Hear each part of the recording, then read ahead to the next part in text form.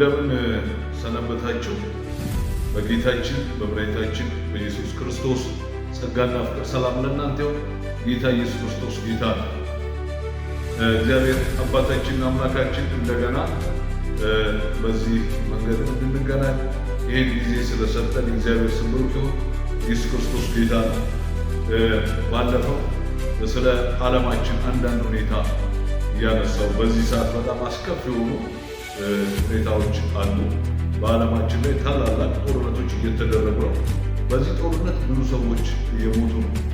እኛ በምንሰራበት፣ በምንበላበት፣ በምንጠጣበት፣ በአካባቢያችን በምናደርገው እንቅስቃሴ ላይ እያለ እኛ በእንደዚህ አይነት ሁኔታ ውስጥ ሆነን በመካከለኛው ምስራቅ ደግሞ ብዙ ሰዎች ግራ ገብቷቸዋል፣ ተጨንቀዋል። በመኖርና ባለመኖር ህይወት ውስጥ ያሉት፣ በጦርነት ውስጥ ነው ያሉት፣ በጭንቀት ውስጥ ነው ያሉት። ሰዎች እየሞቱ ነው። ከሰማይ እሳት እየዘነበ ነው። ከፍተኛ ችግር ነው ያለው። ስለዚህ ልንጸልይ ያስፈልጋል። ጸሎት ያስፈልገናል። ለዚህ ነው ባለፈው አንዳንድ መረጃዎችን ከዛ እንትን እያልኩኝ ስናገር የነበረው እንድትጸልዩም ሳበረታታ የነበረው የምትጸልዩ እግዚአብሔር ይባርካችሁ። አሁንም ግን ልንጸልይ ያስፈልጋል ወገኖቼ። ይሄንን ችግር እግዚአብሔር ካልፈታው በስተቀር በሰው ኃይል በሰው ችሎታ የሚፈታ ነገር አይደለም። በዓለማችን ላይ ያሉ ኃያላን እኮ መንግስታት ናቸው ወደዚህ ጦርነት የገቡበት። ስለዚህ እግዚአብሔር አምላክ ይሄንን ነገር እንዲያስቆም ልንጸልይ ያስፈልጋል። በዚህ ጦርነት ውስጥ ብዙ ህፃናት እየሞቱ፣ ምንም የማያውቁ ህፃናት፣ እናቶች፣ ወጣቶች፣ ተማሪዎች እየሞቱ ነው ያሉት። ስለዚህ ልንጸልይ ያስፈልጋል። የእግዚአብሔር ስም የተመሰገነ ይሁን። አሁን ሰሞኑ በሌሎች እምነቶችም የጾም ጊዜ ነው። ስለዚህ እኛ እየጾምን እየጸለይን እግዚአብሔርን መጠየቅ አለብን። እግዚአብሔር ችግሮችን ሁሉ መለወጥ ይችላል። የእግዚአብሔር ቃል ሲናገር ለሰው የማይቻል ለእግዚአብሔር ይቻላል። ወገኖች ለሰው እኛ የማንችለው ነገር እግዚአብሔር ይችላል። አንተ የማትችለውን እግዚአብሔር ይችለዋል። አንቺ ያቃተሽን ነገር እግዚአብሔር ይችለዋል። እኛ የተቸካን ማይችል በላይ የሆነውን ነገር እግዚአብሔር አምላክ ይችለዋል። ስለዚህ ወደ እግዚአብሔር ፊታችንን ልናዞርና እግዚአብሔርን ልንጠይቅ ያስፈልጋል። ጌታ ኢየሱስ ክርስቶስ በሉቃስ 18 ከቁጥር 1 ጀምሮ ደቀ መዛሙርቱ ሳይታክቱ ሁል ጊዜ መጸለይ እንደሚገባቸው ለማሳየት ኢየሱስ ይህንን ምሳሌ ነገራቸው ይላል። ሉቃስ 18 ከ1 ጀምሮ ይህንን ምሳሌ ነገራቸው ይላል። እንዲህም አላቸው፣ በአንዲት ከተማ የሚኖር እግዚአብሔርን የማይፈራና ሰውን የማያከብር አንድ ዳኛ ነበር ይላል። ይህ ዳኛ ምን አይነት ዳኛ ነው? እግዚአብሔርን የማይፈራ ሰውን የማያከብር ዳኛ ነው። በዚያችን ከተማ የምትኖር አንዲት መበለት ነበረች። እርሷም ከባላ ጋራዬ ጋር ስላለብኝ ጉዳይ ፍረድልኝ እያለች ወደ እርሱ ትመላለስ ነበር። ዳኛውም ለተወሰነ ጊዜ አልተቀበላትም ነበር።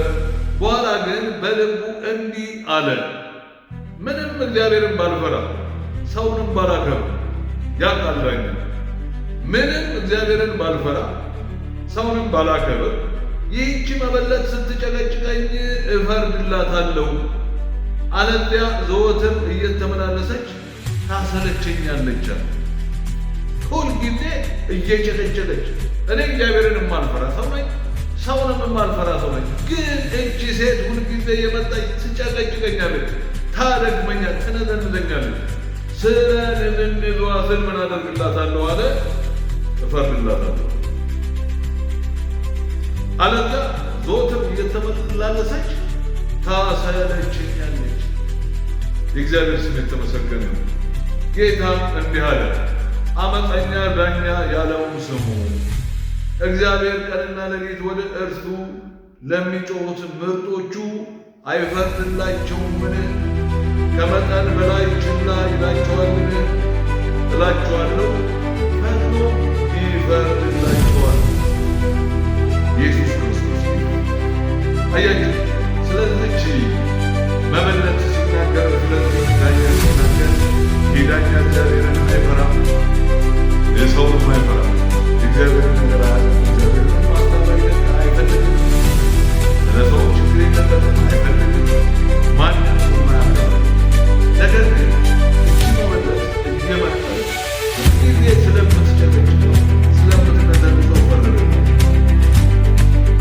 እናንተ ሰዎች ሆናችሁ አምላክ እያላችሁ እግዚአብሔርን ሁልጊዜ ብትጠይቁ፣ ሁልጊዜ ብትጸልዩ እግዚአብሔር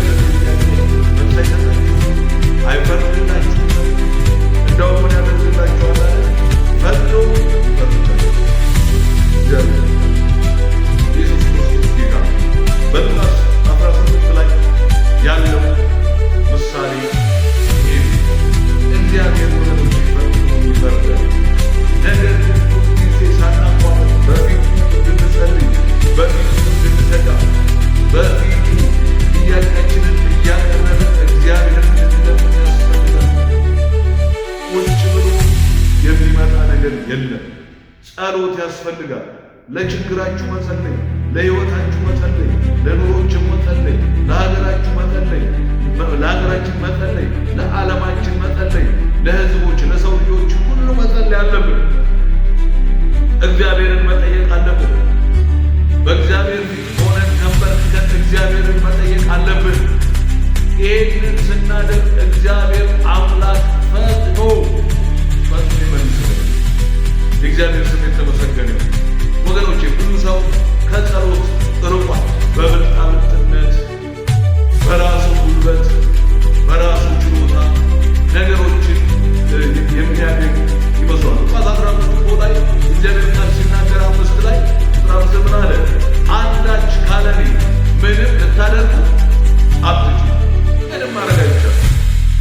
ኢየሱስ ክርስቶስ ጌታ ካለ ጌታ ፈቃድ፣ ካለ እግዚአብሔር ፈቃድ፣ ካለ መንፈስ ቅዱስ ፈቃድ ወገኖቼ ምንም ልናደርግ አንችልም። ስለዚህ ሁልጊዜ በእግዚአብሔር ፊት ሆነን መጸለይ አለብን። እግዚአብሔርን መለመን አለብን። ሳናቋርጥ በእግዚአብሔር ፊት መሆን አለብን።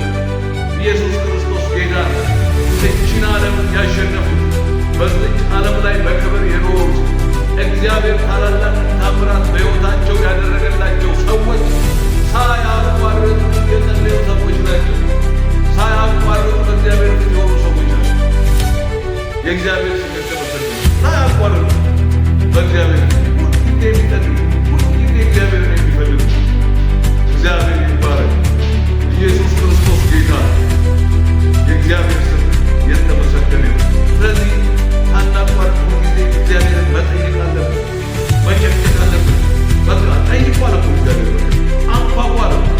በቃ እግዚአብሔርን መጠየቅ አለብን። ይሄንን ጦርነት ወገኖች፣ ይሄንን ፈተና፣ ይሄንን መከራ እግዚአብሔር እንዲያቆም ወገኖቼ በእግዚአብሔር ፊት መጸለይ አለብን።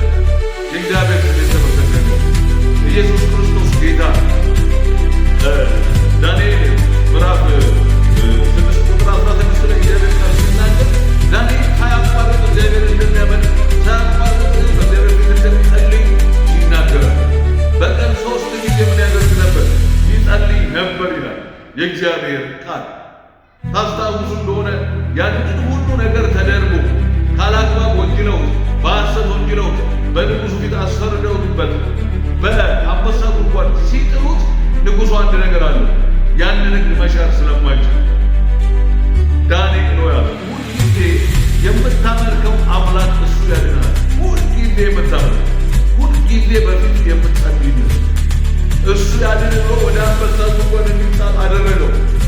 ዳንኤል ወደ አንበሳ ጉድጓድ ከተጣለ በኋላ ንጉሡ እንደገና በንጋታው ጠዋት መጥቶ የልዑል ባሪያ ዳንኤል ሆይ ሁልጊዜ የምታመልከው አምላክ ከአንበሶቹ አፍ አዳነህን? ንጉሡ ያለ 1000 ዓመት ንገሥ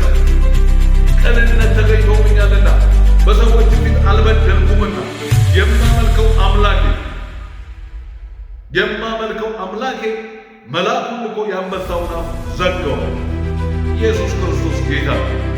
ሁልጊዜ ስትጸልይ፣ ሁልጊዜ በእግዚአብሔር ፊት ስትገኝ፣ ሁልጊዜ እግዚአብሔርን ፊት ስትፈልግ፣ ሁልጊዜ እግዚአብሔርን ስትፈልግ እግዚአብሔር አምላክ መልአኩን ልኮ የጠላትን አፍ ይዘጋዋል። የምቀኛው፣ የተንኮለኛው፣ የአመፀኛው፣ የክፉ ሊያጠፋ የተነሳው የዛን አፍ ይዘጋዋል። ኢየሱስ ክርስቶስ ጌታ። ብዙዎቹ እንደዚያ ነው። ዳንኤል ከዛ በኋላ ንጉሡ መጣ፣ አውጡኝ ከጉድጓድ ውስጥ አለ። ዳንኤል ከጉድጓድ ውስጥ ካስወጣው በኋላ ዳንኤል ወደ አንበሳ ጉድጓድ እንዲጣል በሐሰት የመሰከሩበትን ሰዎች፣ በሐሰት የከሰሱትን ሰዎች፣ በሐሰት ወደ አንበሳ ጉድጓድ እንዲጣል ያደረጉትን ሰዎች ንጉሡ አሁን ወደ አንበሳ ጉድጓድ ክተቷቸው አላቸው። ከዛ በኋላ አንበሶች አጥቷቸውን ሰባብሯቸው የእግዚአብሔር ስም የተመሰገነ። ኢየሱስ ክርስቶስ ጌታ። ወገኖች ሁልጊዜ የሚጸልይ ሁልጊዜ በአምላኩ ፊት የሚገኝ ሰው፣ ሁልጊዜ የአምላኩን ፊት የሚፈልግ ሰው እንዲህ ያሉ ታላላቅ በረከቶችና ድሎች በሱ ላይ።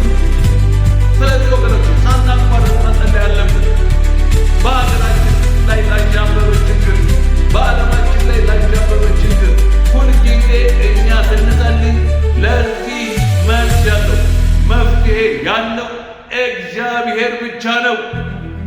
ከእግዚአብሔር ውጪ መፍትሄ ሊያመጣ የሚችል ማንም የለም። ምክንያቱም እግዚአብሔር አምላክ የእሳቱን ላንቃ ማቆም ይችላል። የሰዎችን ልብ መቀየር ይችላል።